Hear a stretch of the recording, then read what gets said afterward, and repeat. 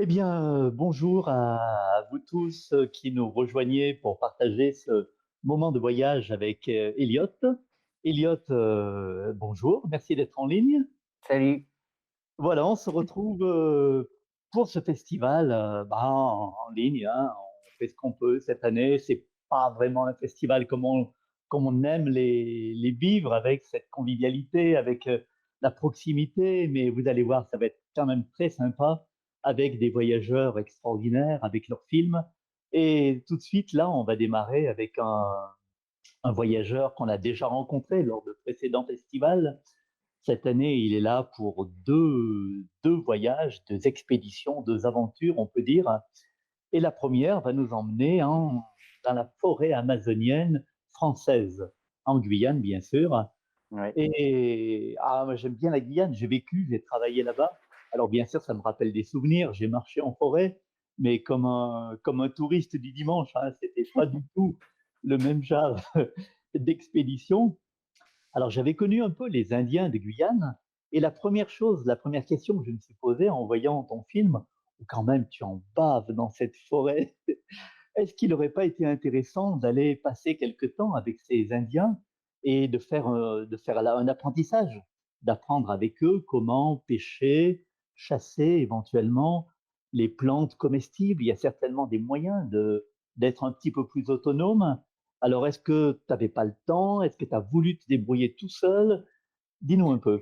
Mais pour répondre à ta question, oui, ça aurait été, une meilleure idée, de passer du temps avec, ces Indiens pour apprendre en fait, au moins deux trois trucs sur cette jungle, quoi. Mais en fait, cette expédition, elle est un peu née d'une histoire d'amour et comme, vous le savez, l'amour rend aveugle. Enfin, une histoire d'amitié, mais je considère que l'amitié, c'est aussi de l'amour.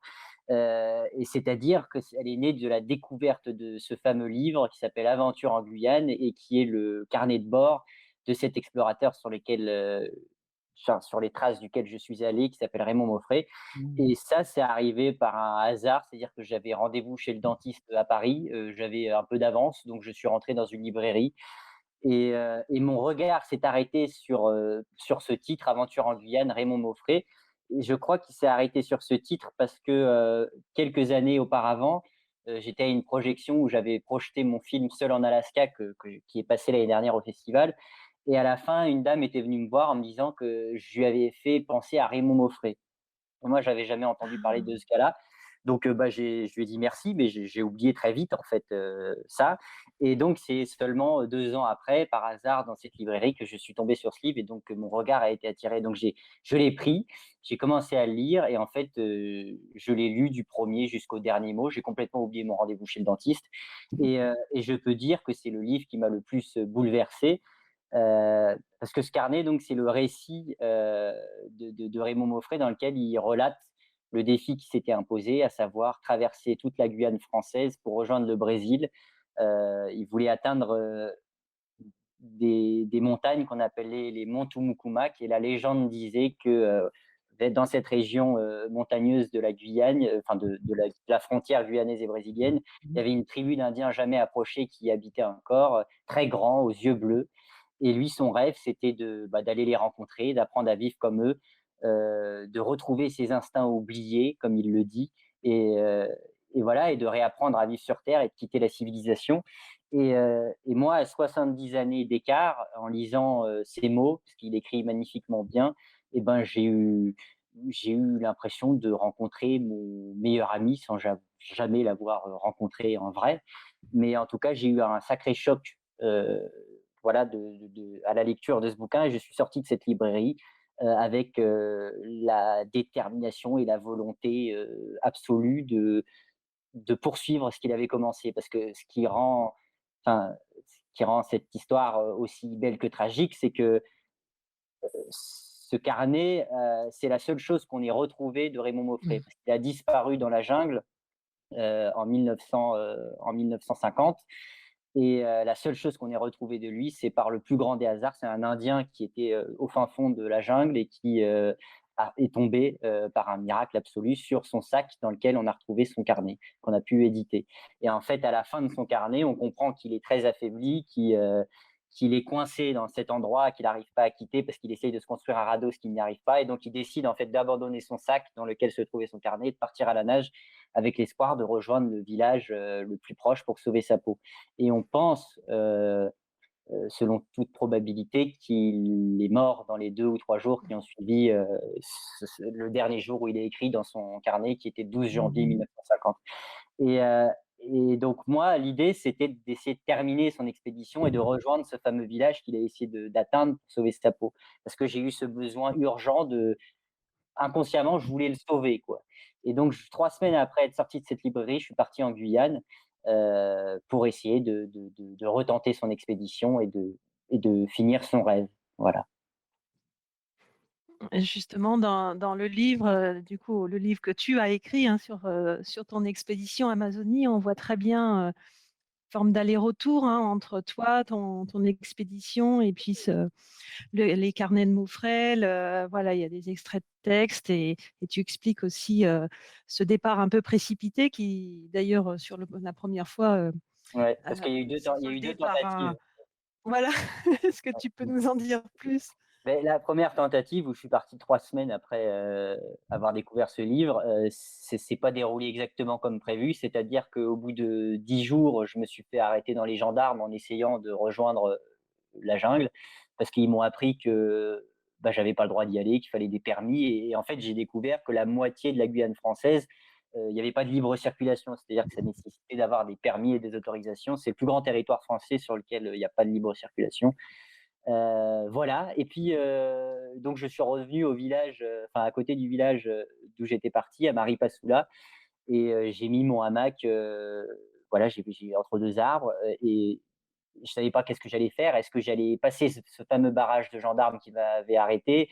Est-ce que j'allais faire un autre itinéraire et cetera? Et en fait, j'ai pas vraiment eu le temps de prendre de décision parce qu'en pleine nuit, vers 4 heures du matin, je me suis réveillé en sursaut et j'ai vu un monsieur partir en courant avec toutes mes affaires. Donc je me suis retrouvé en fait en caleçon, dans la jungle, et ce qui est marrant, c'était pas marrant sur le moment, mais ce qui est marrant aujourd'hui, c'est que le lieu où j'avais, planté ou installé mon hamac s'appelait le terminus et donc là, j'ai compris qu'il était temps de rentrer et donc je suis rentré et j'ai fait une autorisation, enfin j'ai demandé une autorisation, pour, pouvoir, passer ce barrage. Donc j'ai pas pu demander l'autorisation Mmh. évidemment de traverser toute la Guyane et cetera parce qu'on me l'aurait jamais accordé. Enfin j'ai trouvé un moyen pour, au moins pouvoir passer ce barrage et puis une fois que vous êtes dans la jungle, de toute façon personne va venir vous chercher et voilà en tout cas cette première tentative qui a été un échec tout à fait cuisant. D'accord. Alors sur une partie de l'itinéraire, c'est sur ce qu'on nomme le sentier des émerillons. Et à un moment, on entend dans le film qu'à une époque, les Indiens circulaient ici, Mmh. vivaient peut-être dans ce coin-là, et qu'aujourd'hui, il n'y a plus personne. Alors, quelle est la raison? Ça, je n'avais jamais entendu dire que cette région avait été abandonnée. C'est lié à la présence de gibier qu'il n'y a plus. Est-ce qu'on sait Mmh. pourquoi il n'y a plus aujourd'hui d'Indiens sur ce sentier? Oui, oui, c'est, bah, la raison principale, c'est que, bah, il y a de moins en moins d'Indiens, déjà qui Mmh. vivent, selon leurs traditions, qui sont en train de disparaître et qui ont même vraiment disparu, dans une grande partie de ces endroits-là. Il y a il y a un vrai mal-être culturel. Par exemple, le village où j'ai commencé mon expédition qui s'appelle Elaé, où j'ai rencontré des Indiens qui m'ont, permis de trouver une pirogue, qui m'ont amené jusqu'au camp Grigel. C'est le village français où il y a le plus haut taux de suicide, de tout le territoire français. Donc il y a vraiment un grand bouleversement, du fait que ces personnes-là ont été intégrées ou, de force ou plutôt de force à la civilisation et cetera. Donc ils ont perdu, toutes ces traditions qui, faisaient, et qui rendaient nécessaire, bah, le fait de voyager d'un village à l'autre dans la jungle, de parcourir, des distances, dans la jungle et cetera.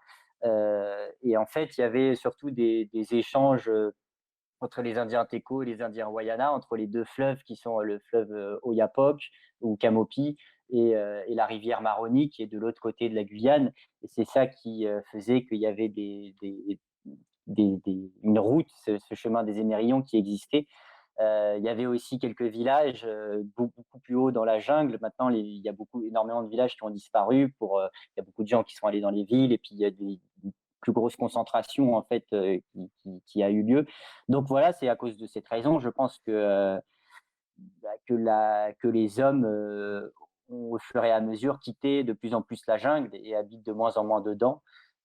Voilà, et aujourd'hui, ce chemin, il n'existe plus. C'est pour ça qu'aujourd'hui, en fait, on l'appelle l'ancien chemin des Émérillons, parce qu'il n'y a plus de village dans cette zone-là. Il y a à part quelques un peu fous dans mon genre ou d'autres, des explorateurs, etc., qui l'arpentent, quoi. Il y a encore des Indiens qui font encore des expéditions là-bas, mais voilà, c'est devenu beaucoup moins important aujourd'hui. Ok. Justement, du coup, tu as dû, te tracer ton chemin, voilà, sur l'ancien parcours suivi par, Raymond, de Maufrais. Et moi, je voudrais savoir, d'où tu sors cette, comment dire? Cette force, à la fois mentale, physique, parce qu'on te voit quand même, vraiment galérer, être dans des situations, extrêmes. Et malgré tout, voilà, tu avances, encore une fois dans le livre, on sent bien cette volonté, et puis alors, cette capacité aussi à trouver, dans la galère, la misère, voilà, de l'humour, du courage, et de la détermination. Et enfin, je sais pas, c'est peut-être un peu personnel, mais d'où ça sort? D'où tu tiens Et, ça? de très, très loin, cette expédition, ça a été la plus dure de toutes celles que j'ai réalisées et c'est celle où j'ai eu le plus peur. C'est parce que pour la première fois, j'ai eu peur pour ma vie. Ça fait maintenant 7 Mmh. ans, moi, que j'arpente, les lieux les plus sauvages de la planète. C'est vraiment la première fois où j'ai cru que j'allais crever, quoi.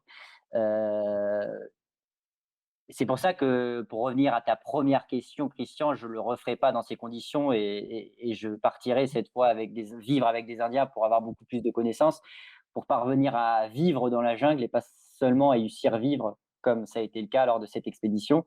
Parce que encore une fois, le but, c'est pas de me mettre en danger, c'est vraiment bah, voilà, de savoir, vivre pleinement dans ces lieux-là, et d'acquérir des connaissances et de savoir me nourrir, de savoir, être en sécurité et cetera et cetera.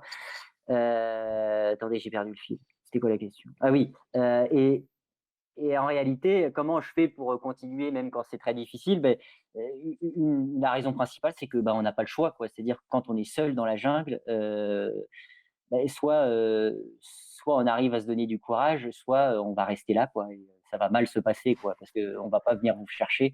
Donc c'est ça, moi, cette idée-là qui m'a forcé, en fait, à avancer chaque jour malgré la fatigue, malgré la faim, malgré, la peur et cetera.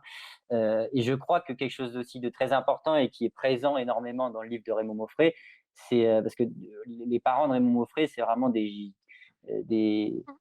c'est quasiment les personnages principaux de son livre, parce que c'est vraiment ça qui lui donne la force, le courage et la détermination d'avancer jusqu'à ce qu'il en soit physiquement capable. Et voilà, je crois que l'amour, c'est quand même un très bon moyen de survivre, quoi. C'est-à-dire que ça te donne envie de foutre, un pied devant l'autre.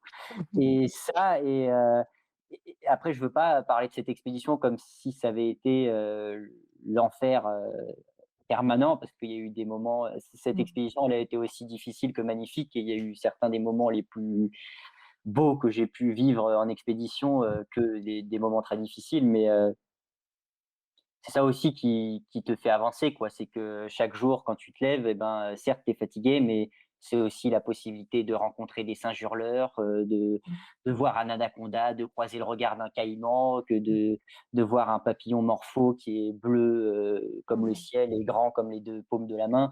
C'est tout ça, quoi. C'est de voir, toute cette, bah, tout ce sublime qui habite, cette jungle et qui en fait, l'un des plus bels endroits du monde. C'est ça aussi qui me donne envie de marcher et d'arpenter ces endroits-là. Voilà. Oui, c'est vrai, la faune, la flore sont vraiment extraordinaires dans la forêt. La faune, on la voit assez difficilement. Par contre, je Ouais. me souviens de soirées dans la forêt guyanaise, la présence des moustiques, c'est assez épouvantable. Et j'étais épaté de te voir très souvent torse nu.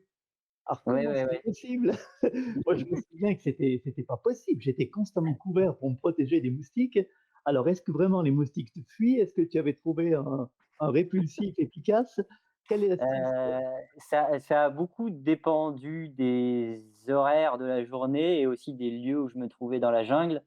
Ça a pas été un problème tout le temps. C'est-à-dire qu'au au bord des rivières, il est arrivé que je sois pas vraiment emmerdé par les moustiques. Ce qui aide aussi, c'est de faire un feu parce que la fumée, bon après il y en a qui sont, complètement imperméables au feu, donc ils arrivent quand même. Et c'est vrai que la moustiquaire, ça reste un des éléments les plus importants à emporter avec soi en jungle.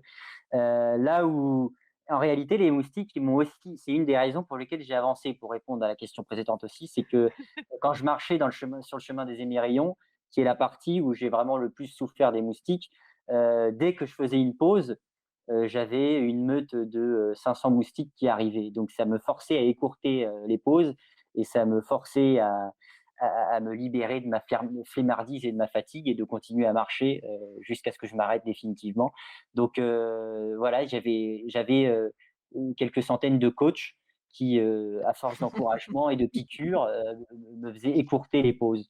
Mais en réalité, c'est surtout, sur, le chemin des Émerillons où les moustiques ont été, vraiment présents. Et sur les rivières, ceux qui étaient peut-être le plus emmerdants, en réalité, c'était les crapauds buffles. Parce que, bah, ils prenaient vraiment le malin plaisir à s'installer à peu près entre 20 et 30 centimètres de moi, là où j'avais mis mon hamac, chaque soir. Et pas que j'aime la compagnie, des crapauds buffles, c'est vrai que vers 4 heures du matin, ça commence à faire fort dans les oreilles, quoi. Voilà, voilà, c'était les crapauds buffles, moi, qui finissaient par me rendre fou, Mmh. là, moins les moustiques. Et justement, il y a une phrase dans ton livre là que j'ai beaucoup, beaucoup aimée, parce que, ça résume, il me semble, assez bien ta démarche, où tu dis que, justement par rapport à la démarche donc que tu as, c'est dans ces derniers lieux où l'on peut rencontrer autre chose que soi-même, parce que ça, c'est quelque chose que beaucoup de voyageurs, disent. Donc moi, ça m'a plu que tu parles de justement d'autre chose que rencontrer soi-même, que réside tout mon espoir. Donc j'ai l'impression vraiment que ce retour à la nature, à la vie entre guillemets, pas sauvage, mais voilà, la vie pure. Je ne sais pas si tu connais ce film, Oui, je le connais, j'ai beaucoup aimé. que j'ai découvert il y a quelques années, et moi, ça m'a fait un choc parce que ton expédition, ton film de ton expédition et ce film-là enfin, résonnent vraiment. J'ai l'impression que ouais, tu as vécu ce qu'a vécu Raymond Maufray, et toi, tu en es revenu. Ouais, mais oui, oui, c'est aussi une phrase, je trouve, qui résume bien un peu, ce qui m'anime, en tout cas, à partir dans ces endroits-là. C'est encore une fois l'amour du vivant en réalité. C'est-à-dire le vivant existe et fonctionne, par une diversité qui est quasiment infinie. Bon, qu'il l'est de moins en moins aujourd'hui, mais en tout cas, il y a des je veux dire, moi, quand j'étais dans la jungle, j'avais l'impression d'être dans le film Avatar, quoi, ou en tout cas, Mmh. j'avais l'impression d'être arrivé, un peu à quoi le monde pouvait ressembler à l'origine un peu du vivant, heu et heu et c'est ça qui m'a tant plu, quoi. C'est, bah, de voir toutes ces formes, de voir toutes ces couleurs, de voir, toutes ces bêtes et je veux dire partager, un regard, en Alaska avec un grizzly, partager, le regard, et un moment avec des loutres dans une rivière amazonienne, heu et cetera et toutes ces rencontres que j'ai pu faire, beh, c'est quelques secondes, mais c'est des secondes qui ont l'intensité de plusieurs années et je me suis jamais senti aussi vivant qu'entouré de vivants. Voilà et c'est pour ça que c'est que je suis heureux et joyeux dans ces endroits-là. Alors un aspect, pratique, pour se déplacer, pour s'orienter en forêt, on te voit parfois avec à la main une boussole. Alors est-ce que c'est suffisant? Est-ce que tu avais une carte suffisamment précise pour accompagner la boussole? Est-ce que le GPS est utilisable dans ce milieu? Quels instruments de navigation? J'avais ces 3 là, j'avais des cartes, qui, étaient les plus précises des cartes que j'ai pu trouver pour toutes mes expéditions, parce que ça fait partie de la France, donc la Guyane française, et tout le territoire français est cartographié de manière très précise. Et donc, même avant de partir, j'avais déjà des cartes précises de la jungle. J'avais aussi une boussole qui est peut-être l'outil le plus important enfin, pour partir dans cette jungle, en tout cas avec les connaissances qui sont les miennes. Et il y a 3 secondes. Et est-ce que attends, j'ai eu un petit perturbation. Et qu'est-ce que je voulais dire? Excusez-moi, spectateurs. Heu et oui, et le GPS qui a été aussi utile, c'est-à-dire vraiment, la boussole, c'est ce que j'avais tout au long de la marche, pendant la journée, parce que j'étais incapable de tenir une direction plus de 10 mètres. Donc le matin, je regardais à peu près par où, quelle direction je devais me rendre pour installer mon prochain camp, et je suivais cette direction tout en permanence. Et le GPS me permettait le soir de faire un point sur la position où j'étais, et de connaître vers quelle direction je devais prendre exactement pour atteindre cet autre point. Maintenant, ça, c'est le cas pour moi, ou pour hommes civilisés, enfin pas entre guillemets, en tant qu'hommes civilisés. Les Indiens ont des sens, c'est-à-dire qu'ils ont vécu dans cet endroit-là. Les Indiens que j'ai rencontrés à la fin, ils voient des choses, ils sentent des choses, ils entendent des choses, ils comprennent des choses en voyant ce qui m'apparaît et ce qui peut nous apparaître comme un océan vert. Et en fait, eux, ils voient des différences, des déclinations, des variations qui leur permettent de lire ce paysage qui nous entoure, ce qui n'est pas mon cas, et ce qui n'était pas aussi le cas de Raymond Moffret, ce qui est la raison pour laquelle on a aussi souffert pendant ces expéditions. Et il le dit d'ailleurs dans son livre, c'est-à-dire que c'est pas la jungle qui nous a mis en danger, c'est vraiment notre ignorance. Et voilà, il s'agit en fait de savoir, de comprendre à les règles qui soumettent ce lieu-là, de s'y soumettre soi-même, et ça permet de trouver sa place au sein de cette jungle, d'en faire partie, et de parvenir à y vivre. Mais c'est pas encore mon cas, et j'ai encore beaucoup de choses à apprendre pour arriver à ça, quoi. Voilà. Merci. Et du coup, tu as des nouveaux projets, qui ont un lien, une suite éventuelle, par rapport à cette expédition, et ce souhait peut-être d'aller voir les Indiens pour apprendre à leur côté justement avant de s'embarquer dans des choses un peu plus compliquées? Et ouais, ouais, c'est ce que je dis à la fin du film. En tout cas, Oui. je souhaite vraiment, un des jours les plus durs de l'expédition, ça a été, la première nuit que j'ai passée, pour la première fois avec un ventre plein, la première fois avec des hommes, à savoir les Indiens qui m'ont secouru à la fin de l'expédition. Et donc c'était la première nuit où je dormais bien, où j'étais en sécurité, où j'étais content d'être avec des hommes, où j'avais mangé au moins 4 poissons.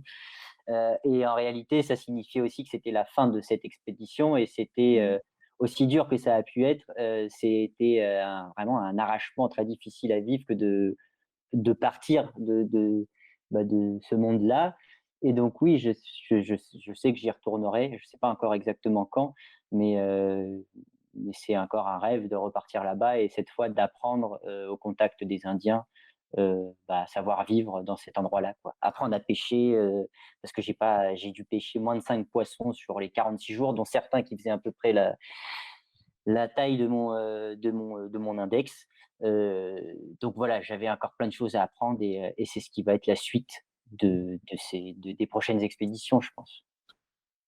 Oui, c'est vrai que quand tu racontes que tu dois te contenter d'un bol de riz par jour sur une partie du voyage, bon, je suppose bon, comme tu l'expliques, tu devais passer moins de temps que ça dans la forêt, donc tu avais de la nourriture pour un certain nombre de jours, il a fallu en passer plus, donc diminuer les rations. Et bon, le choix du riz, c'est que tu avais déjà consommé le reste? Sinon tu avais prévu des produits Heu, lyophilisés, des fruits secs et des choses comme ça? non, non, j'avais rien de tout ça. Ce que j'avais, c'était du couac, c'est de la farine de manioc, Oui, que les Indiens mangent. C'est un peu Ça le a l'air riz, mauvais. là-bas. ça C'est vaut c'est mieux. c'est pas C'est mal. pas bon. Malheureusement, la mienne était périmée, elle a commencé à pourrir avec l'humidité, donc là, c'était terrible. Et ce qui fait que je mourais de faim et pour autant, le moment du repas où je devais avaler ce couac pourri, c'était le moment le plus dur de la journée, quoi, pour vous dire le truc. Et j'avais du riz et j'avais des coquillettes et je crois que moi, je comptais, sur le fait de pêcher, Mmh. et je crois aussi que je suis parti quand même, encore une fois, c'est un peu le désir vraiment de retrouver Raymond Mauffret qui m'a fait partie avec un genre de sentiment d'urgence et que ce rêve qui m'animait et qui l'animait Raymond Mauffret avant moi et ben, nous a fait brûler, franchement des étapes et par exemple, j'aurais vraiment pu emporter beaucoup plus de bouffe avec moi lors du début de l'expédition quand j'étais en pirogue parce que si j'avais eu 5 Mmh. kilogrammes ou 10 kilogrammes de plus sur la pirogue, ça aurait pas fait si grande différence que ça et voilà et ça, c'était une erreur de mon voyage dans ma non préparation, à savoir prendre, aussi peu de bouffe et ce qui m'a réduit à manger 100 grammes, par jour, de riz, de couac de coquillettes pendant 46 jours, ce qui a fait que j'ai perdu 15 kilogrammes et et qui m'a rendu, la faim, franchement insupportable à certains moments, en particulier la nuit, quoi. Voilà donc ouais, ça, ce sera une erreur que je ne referai pas 2 fois. Je Oui, puis prendrai avec des ah efforts oui, physiques c'est ça, quand même impressionnants. Quand tu racontes que en pagayant toute la journée, tu totalisais 2 ou 3 kilomètres à la fin de la journée. C'est ouais, impressionnant. C'est vrai que ouais, j'ai peu fait de navigation, sur les rivières, dans des coins aussi difficiles. Je l'ai fait sur des rivières plus larges, donc on voit bien les conditions, les lianes, la végétation. Donc le fait que tu n'arrivais pas à totaliser plus de 2-3 kilomètres en pagayant toute une journée, c'était lié à cette présence de végétation, de lianes que tu ouais. devais couper sans cesse, éliminer, c'était ça? Ouais, c'est ça, mais en fait, on change vraiment, toute son échelle de valeur, dans la jungle, que ça soit sur les distances, que ça soit sur, bah, le temps, enfin, parce qu'une bonne journée, de marche, par exemple, dans la jungle, pour moi, c'était 4 kilomètres, quoi, donc après 8 heures de marche, j'avais fait 4 kilomètres, c'était une bonne journée, quoi, donc j'étais content Mmh. et et oui, c'est-à-dire que moi, encore une fois, avec les connaissances que j'avais bien du mal à me déplacer à travers toute cette végétation. Heu et toute la première partie qui était, sur la rivière Tamoury en pirogue, je devais remonter une rivière. Donc c'est-à-dire j'étais à Mmh. Ouais, en contre-courant, tout plus. le long de cette remontée-là Mmh. et alors la difficulté au début, c'était les rapides et le courant qui était très important et parfois assez violent à plusieurs moments qui rendait le passage impossible sur l'eau. Donc ça veut dire, ça nécessitait de tracter la pirogue sur des centaines de kilomètres parfois ou de ou de trouver des méthodes pour avec une corde de 30 mètres pour essayer de faire poulie et cetera. Donc ça, c'était vraiment les choses les plus compliquées pour progresser et ensuite, au fur et à mesure que je remontais cette rivière, elle se resserrait, elle devenait plus étroite et là, c'est la jungle qui commençait à l'envahir et où parfois je parvenais même plus à voir l'eau sur laquelle Mmh. j'étais censé naviguer.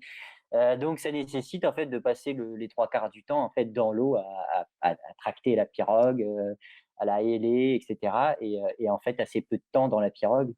C'est ça qui a été la difficulté de cette première partie d'expédition et c'est ça qui fait que les distances parcourues par jour étaient, assez faibles. Ouais. D'accord. Surtout que j'étais sans machette parce que j'ai perdu ma machette au bout de 10 Oui, jours. oui, oui. Et tu as failli perdre tous les films aussi parce que la Oui, caméra est ouais, tombée dans l'eau aussi? ouais, grande peur du voyage. Est-ce que tu as envie de rajouter quelque chose, de nous parler d'un moment particulier pendant cette expédition ou? Non, bah, j'ai l'impression que le film plus notre conversation, plus, ceux qui souhaitent lire le livre, ça donne une bonne idée, en tout cas j'espère, de ce qu'a pu être ce périple et des animaux qui y habitent et ouais, de cette grandeur qu'on ressent en tout cas, entouré de ces géants et voilà et c'était, aussi dur que ça peut être encore et qu'on peut le voir dans le film à certains moments, ça a été la plus belle expédition de ma vie donc bah, j'espère en tout cas que le film, vous l'aura, partagée et transmise.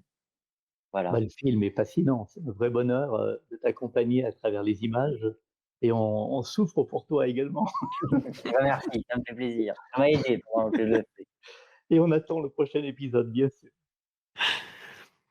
Merci beaucoup, Elliot. C'est Merci à vrai vous que c'est 2. un beau partage que tu nous proposes et on a hâte de voir la suite. Merci à toi. Merci à Allez, vous. merci d'avoir été des nôtres cette année encore et puis rendez-vous pour une prochaine expédition, bien sûr, hein.